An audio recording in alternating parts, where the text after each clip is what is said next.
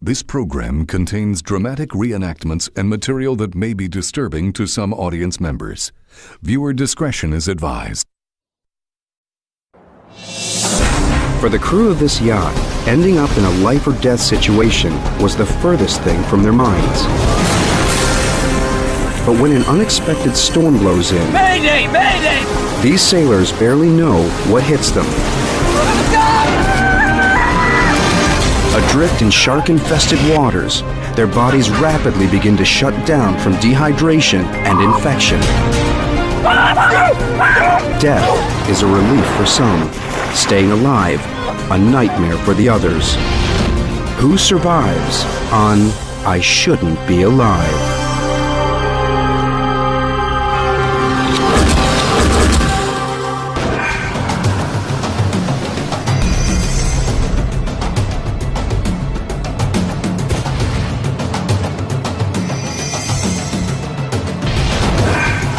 On a near-perfect Indian summer day in October, the 58-foot luxury yacht Trashman set sail for Fort Lauderdale, Florida from Bar Harbor, Maine.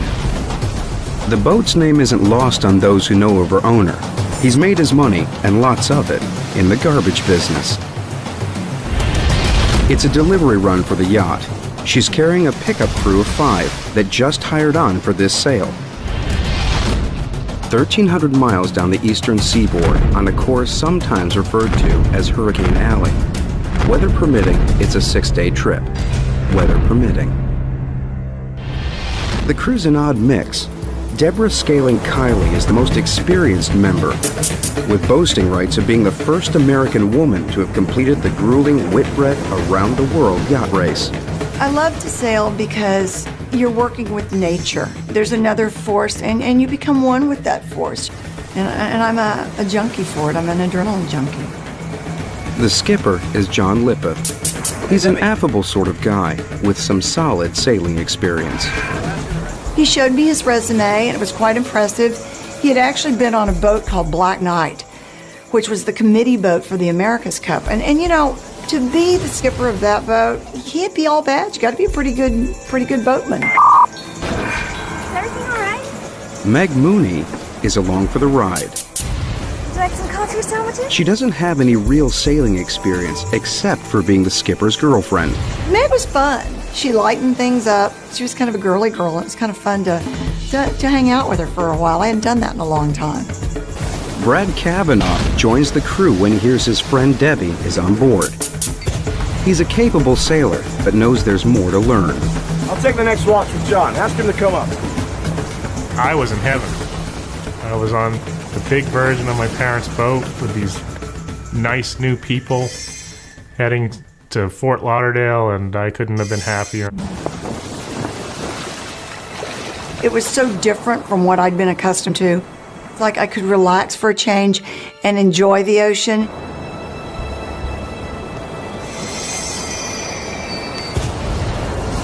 The winds are ideal. By nightfall, the coast is a distant 8 hours away. The weather was beautiful. The boat was fun to steer. It really just didn't get much better than it was right then. Someone is always on watch, but little does the crew know as they hunker down for the night. Just 300 miles southeast, a massive tropical storm is building. Its edges are heading straight towards a powerful high-pressure system in the northwest. As these two forces collide, the winds squeezed between them accelerate to 70 miles per hour, pushing up waves more than 30 feet high.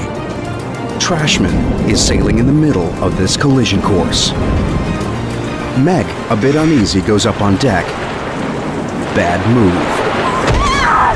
Meg had gone up on deck, and when the boat fell, her tether didn't keep her from falling.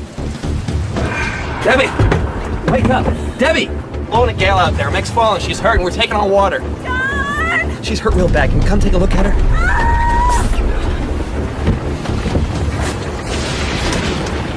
Where the hell did this storm come from? This was something that was building momentum.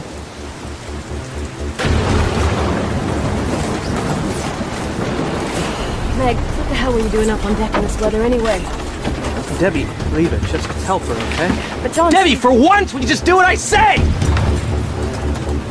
She rolled over slightly, and you could see the bruising begin, and it was all through the kidney area. I could just tell she was in so much pain.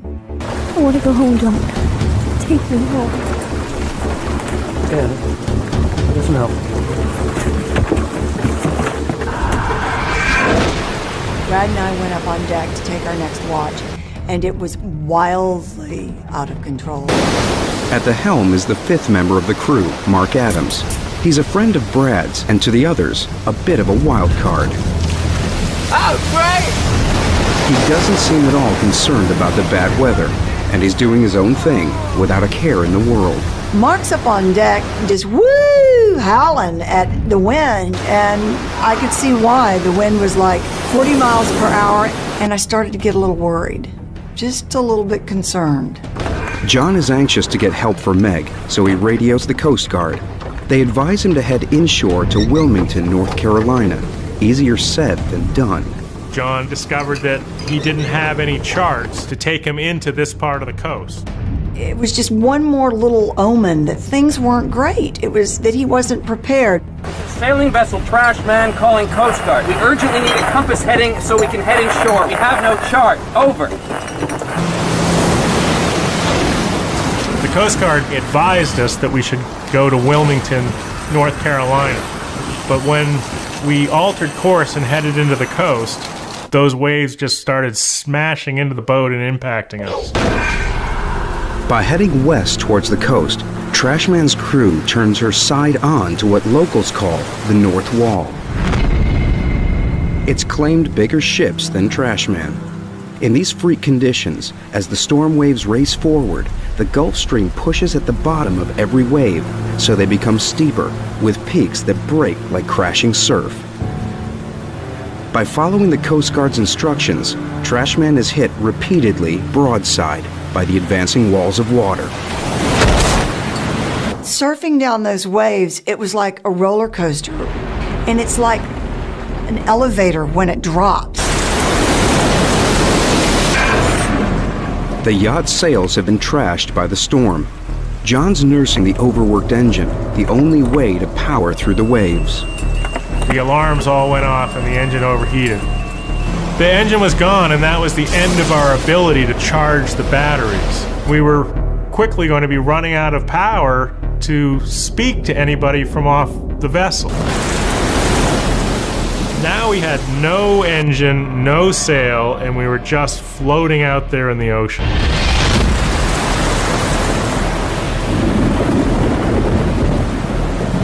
Running on emergency power. We need assistance immediately.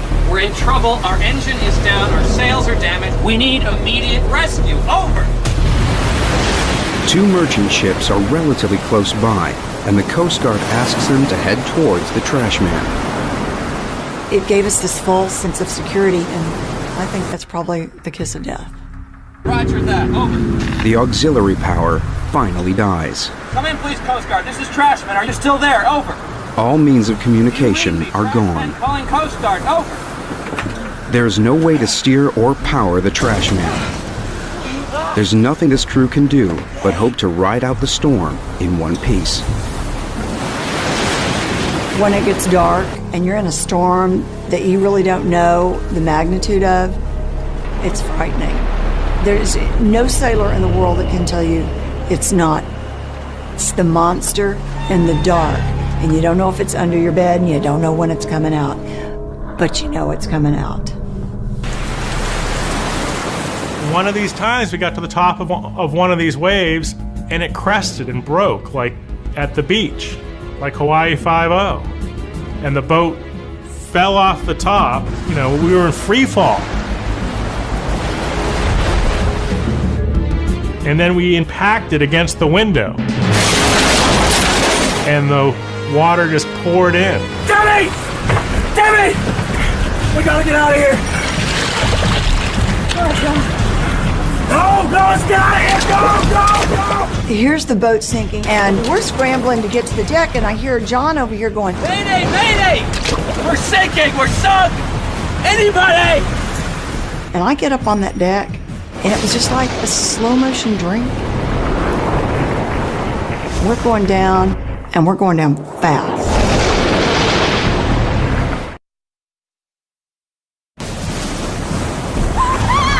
We're sinking! We're sunk!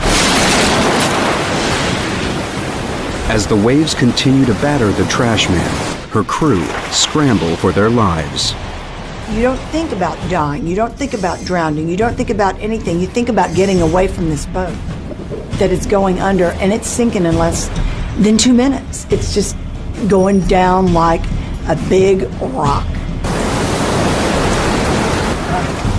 Mark frantically struggles to free the fiberglass canister that contains an inflatable life raft and survival equipment, while Brad tries to salvage the small rubber dinghy.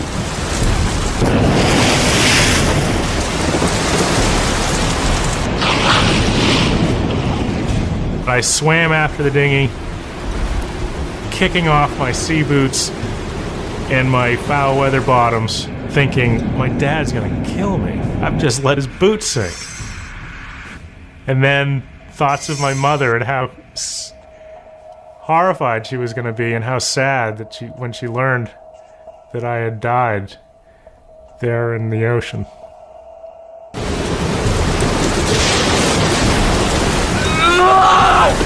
Mark heaves the canister off the boat and follows it into the ocean.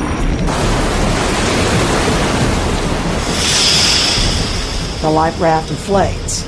And Mark's still holding on, and eventually he just lets go. The life raft is blown away, and we weren't going to find it in the middle of the night.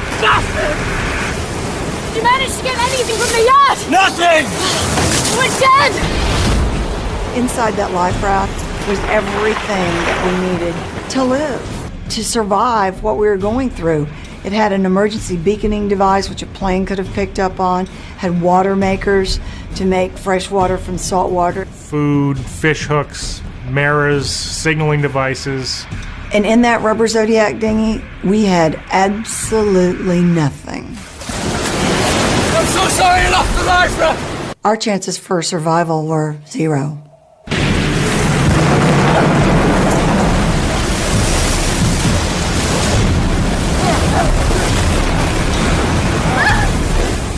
We're all gathered around the rubber Zodiac dinghy, and I remember watching Trash Man as the last little foot of her mast slipped under the water, and it was the most devastatingly lonely feeling that I've ever felt in my life.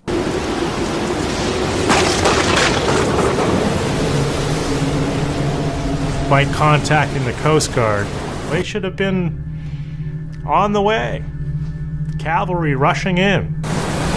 All we needed to do was stay afloat, and they'd find us.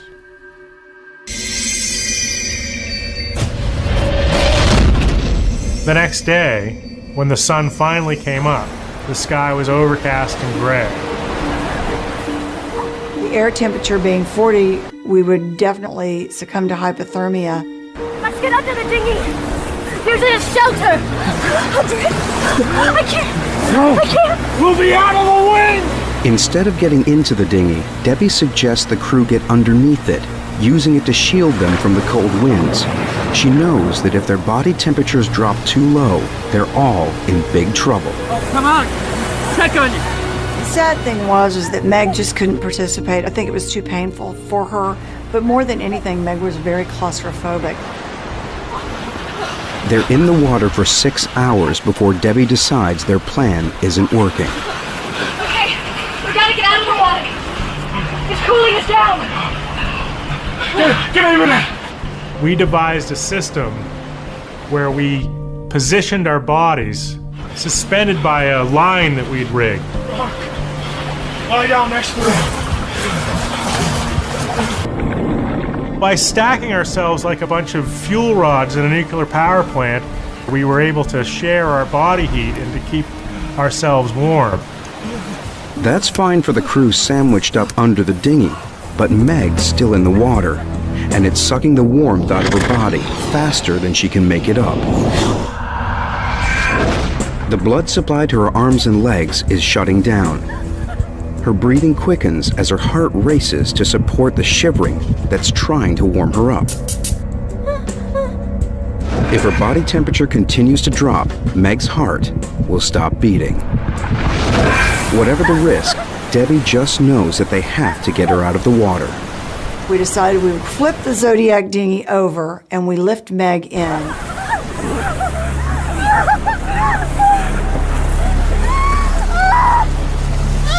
I was horrified at her wounds.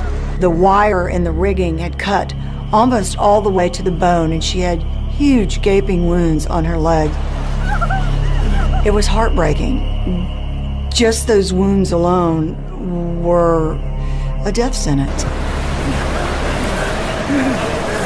It's too bloody cold out here. Let's turn it back over. We're gonna freeze to death. Look, man, you want to go back in the water, help yourself. It's a whole ocean out there.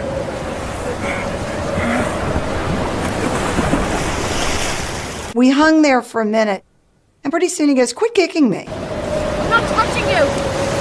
You did it again. Cut it out. What are you talking about? I'm not kicking you. Stop now. And I thought, you know what? I'm going to look in the water, and I'm going to see where his legs are, and I'm going to stay as far away from him as I can. And it was the most eerie sensation. And I noticed these like torpedo-shaped bodies. And I thought, fish. And then all of a sudden one came really close, and I realized it was like hundreds of sharks. They were everywhere.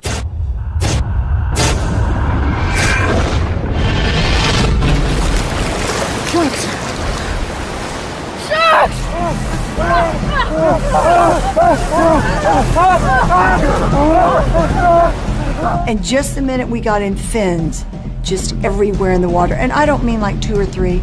I mean 10, 20. They were everywhere. There's a shark in the oceans here!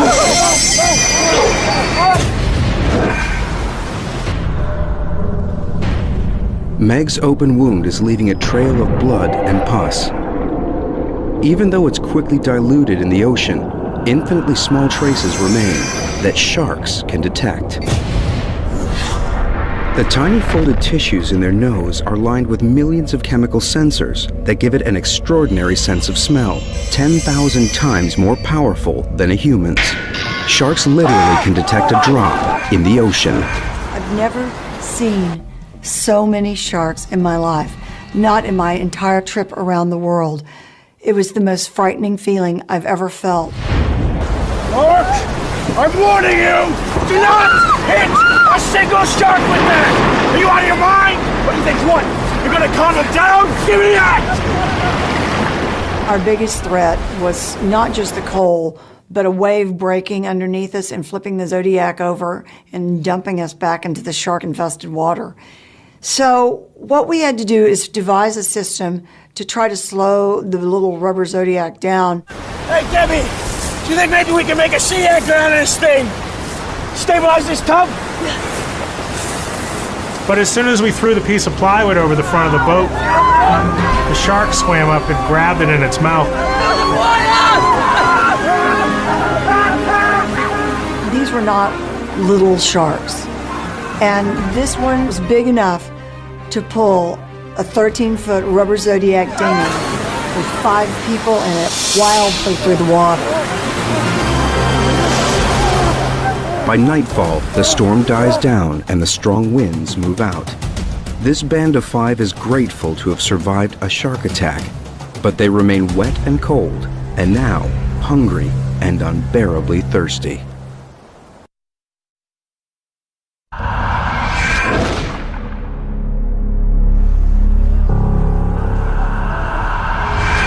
It's night 2, and with night comes just that threat of not being able to make it through the night again. A light! A light! Oh God, it's close. Paddle! At first, when you see the light, you just are so excited you can't stand yourself. They're coming to rescue you. And then you realize the reality of the situation is it's pitch black. You're in the middle of the Atlantic Ocean, and nobody can see anything. For the moment, they're hopeful. Then the reality of how they're feeling reminds them of their predicament. The craving for water is like nothing I've ever felt. It's as if every cell in your body needs it and it's crying out for it. You haven't had water in 24 hours, almost 48 hours. But then the crew seems to get their first break.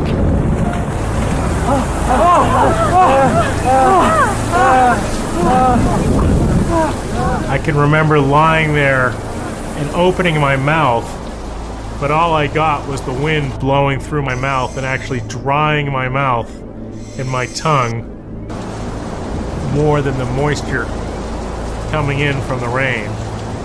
Brad, like the others, is massively dehydrated.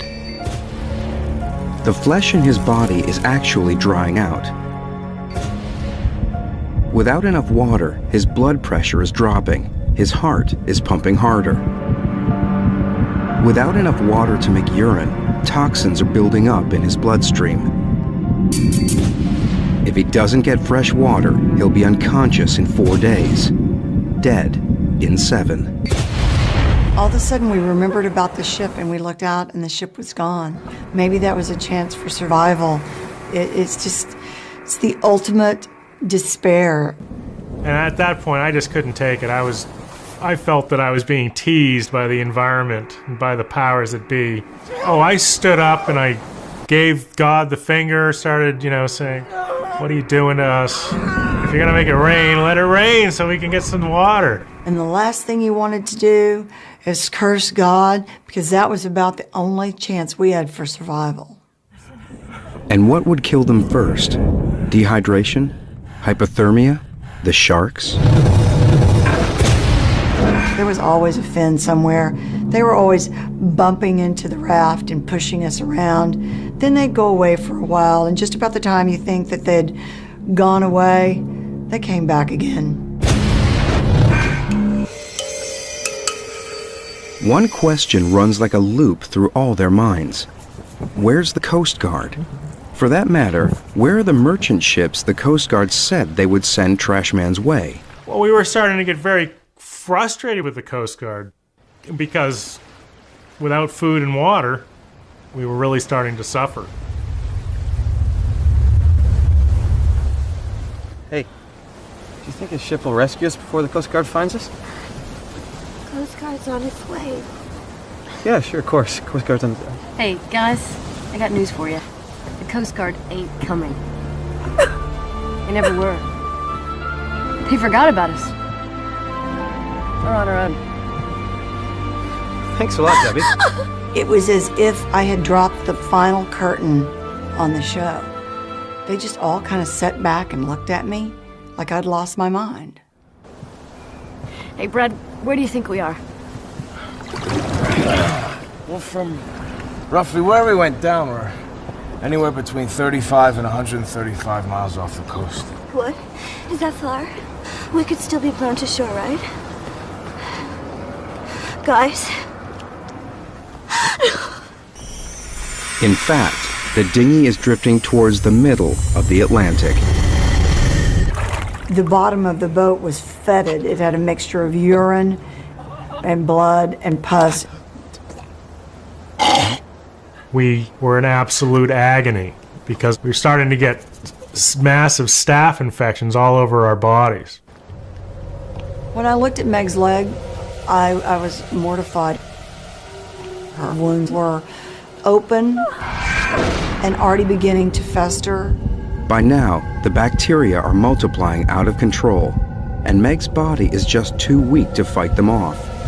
Her blood vessels are being squeezed, and there is no longer enough blood reaching Meg's leg. It's dying, and the poisons from the infection are spreading through her body. She was dying of blood poisoning, and we were sitting there watching Meg die. It was just tragic.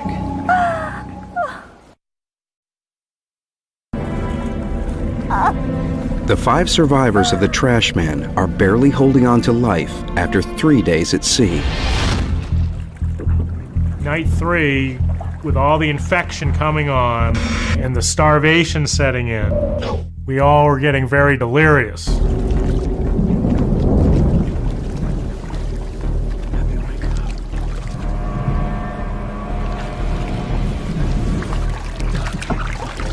you doing? That stuff will kill you! Well, everyone knows that you're not supposed to drink seawater. They tell us that from the time we're little kids, and that's one of the things you just don't do. Drinking salt water dehydrates your body even more, and it causes kidneys to shut down, and you begin to have delusions. And ultimately, if you drink salt water, it will kill you. I didn't really know how long it would be before we saw the effects of the salt water, but it stood to reason to me that it would be probably 7 hours or so. And I was right. It didn't take all that long.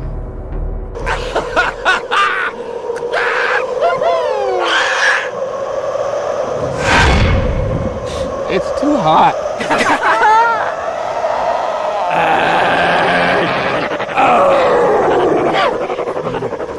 Hey, everybody!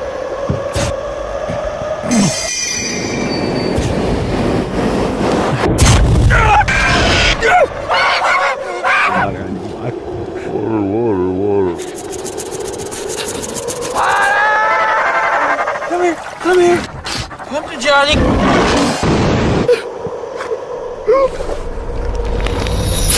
Where's everybody? It was just like I was watching some crazy play. I want my bloody farts! Wait. I see land. I see land! I see land!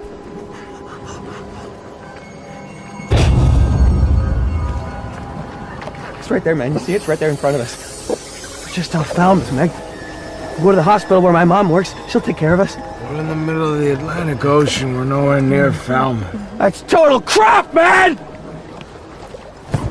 It's over there. This went on all day long. The monotony of it was starting to drive me crazy. I'm just gonna get my car. We're in the middle of nowhere. You guys bring the boat in, and I'll go get the car. There is no car, John.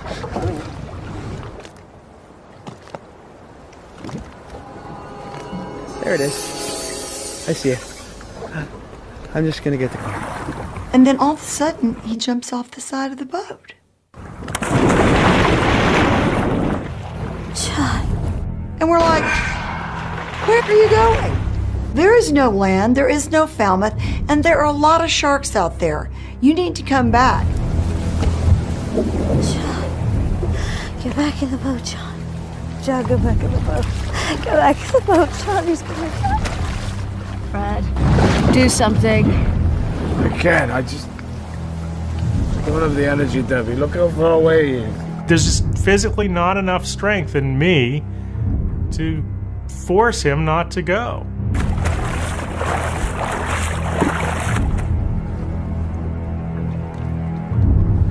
I can't see him. All of a sudden, we just hear this shrill scream. I mean, blood curdling. And it was over. And then silence. And it was like there was no crying. There was no nothing. He's gone. There wasn't any doubt what had happened to him. The sharks got him. The sharks never left. I was angry with him because I really felt that I would get a lot of credit for surviving and having everyone survive. I looked forward and relished the thought of being heroic. And there's nothing heroic in what I had done in this instance, which was stand by while John swam off to meet the shark.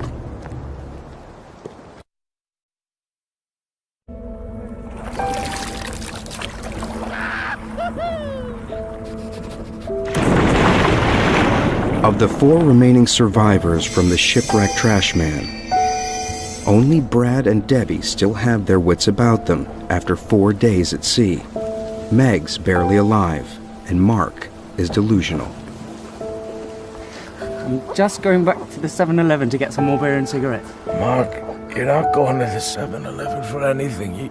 You know we're in this dinghy, don't you? I'm just going over for a minute. Just to stretch my legs. And get rid of the cramps. Just for a moment.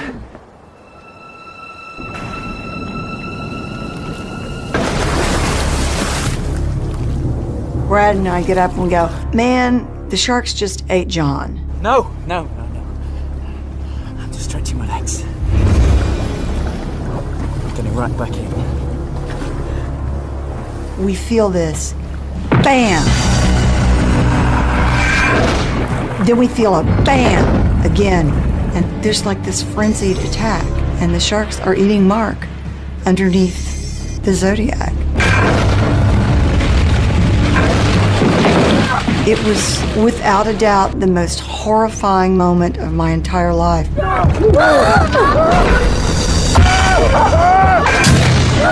The sharks now had a taste of what they'd been following for days, and they wanted more. So they tried to tip the boat over with Meg, Debbie, and I in the raft. And it lasted for what seemed like an eternity, like hours.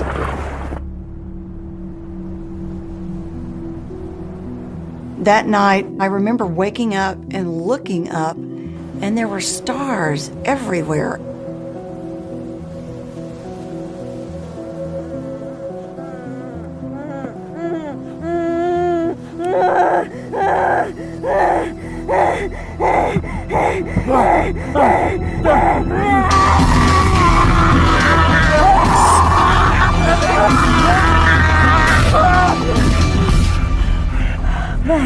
I think she was frustrated and she just wanted to strike out at somebody.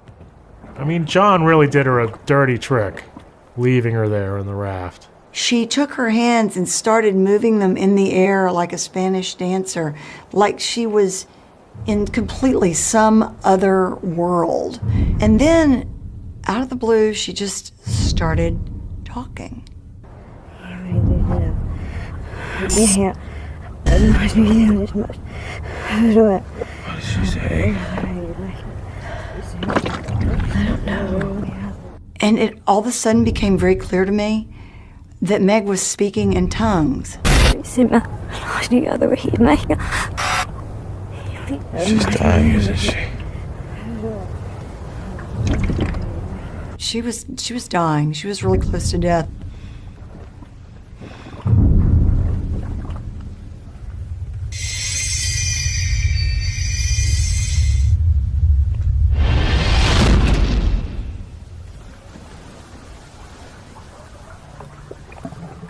Meg? When we woke up, Meg was dead in the bottom of the dinghy.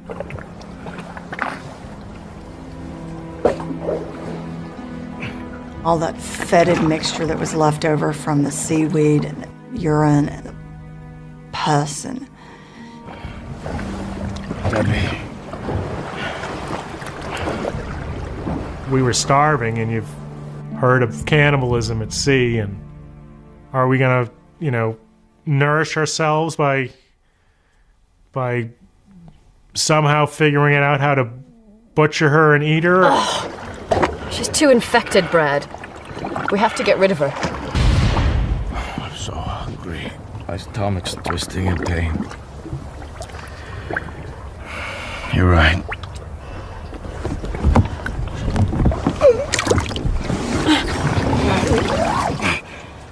And so we decided that we would take off her shirt and all of her jewelry so that we could give those to her family.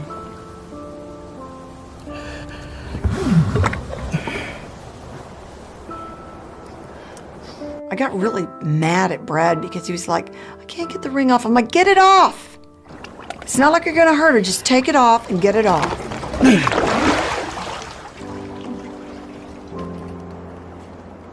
It was such a sad moment because we laid her body, naked body, on the side of the raft, and then we decided that we couldn't just push her over, that we had to give some kind of a funeral.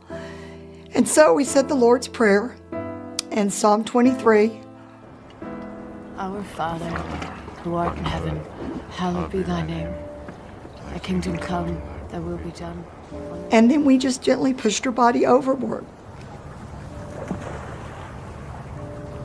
And we decided then that we would just go back to sleep so that if the sharks attacked her, we wouldn't have to see it. And so that's what we did.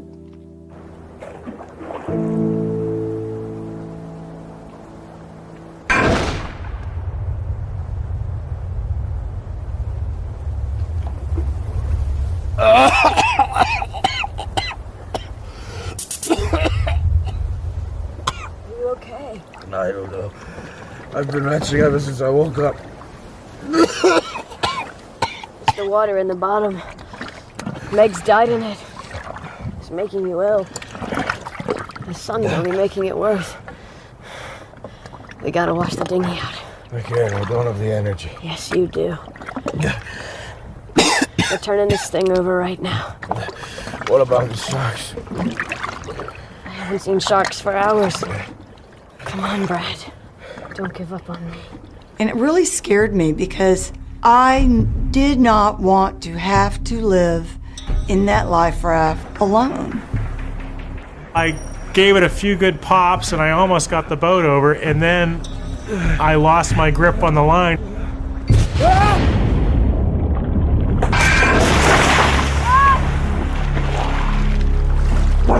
Debbie! You gotta leave out here! And this time I don't have the strength to get myself back into the boat. Debbie! Debbie! Only Brad and Debbie remain alive from Trashman's 5-man crew. I felt like I had just doomed Brad to death. If the sharks showed up, we were screwed.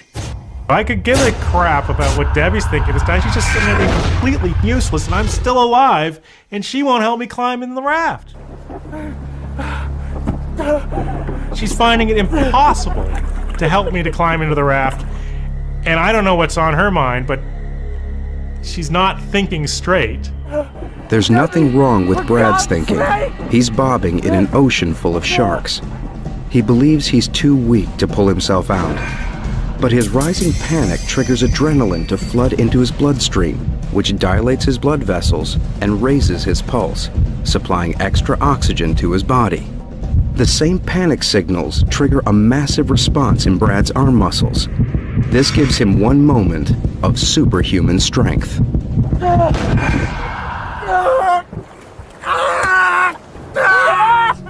And I pulled myself in the boat while she sat 3 feet away from me just crying.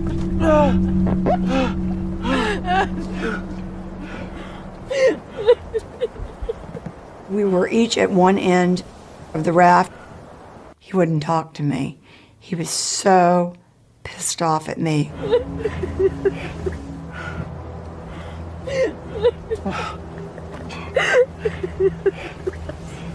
I'm so sorry, Brad. I just want to relax because of all this death that's been happening. And as soon as I take a break, I look at the horizon, and there's a ship coming straight at us. Debbie. I'm gonna make it up to you. Let's catch fish. We're going to survive. Debbie! There's your ship. I had heard it was a ship so many times. I just didn't... big deal. It's a ship. They're not going to see us. Turn around. Look how close it is. And I turned around, and it was amazing. And the ship came by, and it went by, and a guy walked out on the wing bridge and looked down at us, and I looked at him, and he looked at me, and I waved at him, and he waved at me, and next thing I knew, there wasn't just one person that came out, but there were like 5, 6 people. They were all coming out. They threw all their life-saving equipment out at us, and Debbie jumps off the boat, and I'm like, damn it.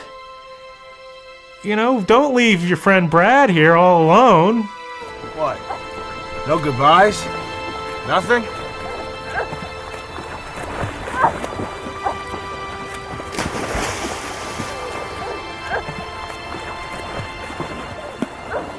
I was holding the rope that held the life ring, and they started winching us in.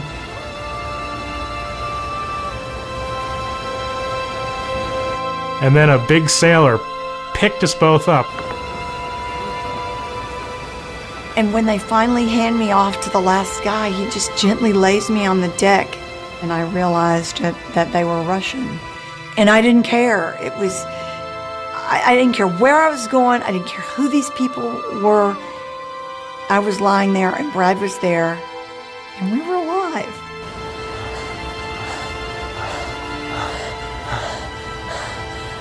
These guys did a fantastic job getting us on board the vessel, and it was just so great. I mean, the whole thing was just so great. That was just wonderful. And then, but it was just the start of our journey back to life. In their 5 days at sea, the crew of the Trashman drifted 140 miles away from where the yacht originally sank. The Coast Guard never sent out a rescue team, stating that they received a phone call saying that the Trashman had made it safely to port during the storm. No one knows who could have made the call. Had the Russian ship not spotted them, Brad and Debbie would have continued to drift further out to sea. They have no idea how much longer they could have hung on. Brad still sails as a professional yachtsman. Surviving this ordeal changed how he lives his life every day. It's not something you just turn off when it's over. You keep living in that survival mode. I don't know if you're shell-shocked or what you are, but it's impossible to just turn it off and go back to being the way you were before. Debbie is now a writer and motivational speaker. Out of her survival experience came an unshakable positive outlook. I'm here today, and I don't feel guilty about it, and I have no regrets. And every day I wake up, and it's a new day, and I'm happy.